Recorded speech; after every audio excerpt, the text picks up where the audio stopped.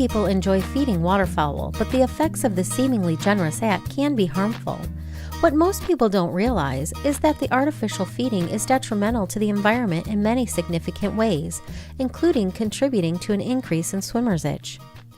Waterfront property owners know that roosting waterfowl can soil beaches, boats, and their docks with their excrement.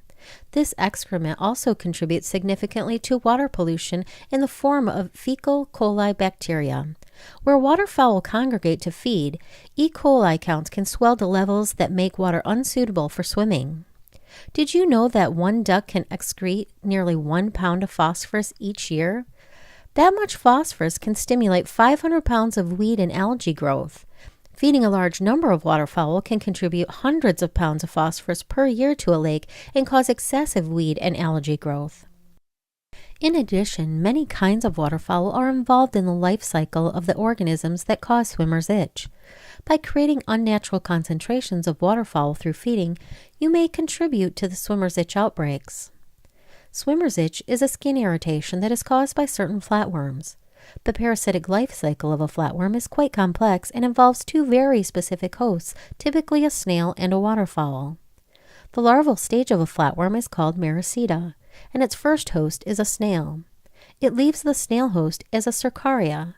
The cercaria then enters its next host, usually a waterfowl or an aquatic mammal such as a muskrat. It is at this state that cercaria burrow into humans. Since humans are not the proper host, the larvae soon die. The itching sensation is caused by an allergic reaction to the dead larvae. If the cercaria is successful and enters the proper host, it completes its life cycle and becomes an adult flatworm that is then released from the host's waste.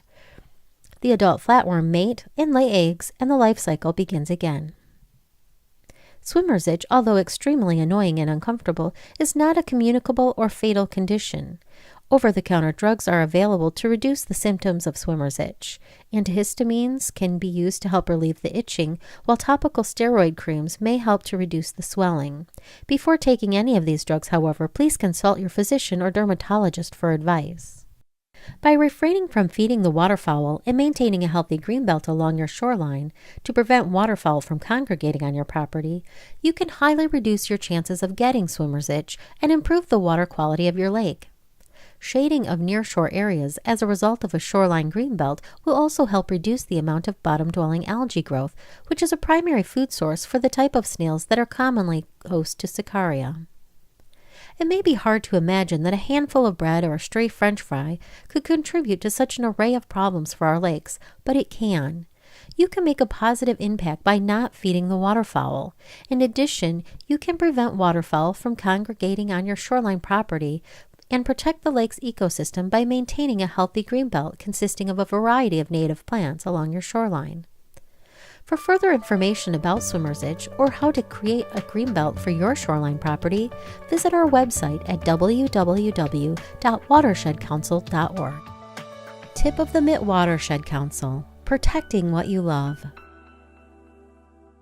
Funding for this project was provided by Charlevoix County Community Foundation, Crouse Entertainment Group, and Petoskey-Harbor Springs Area Community Foundation.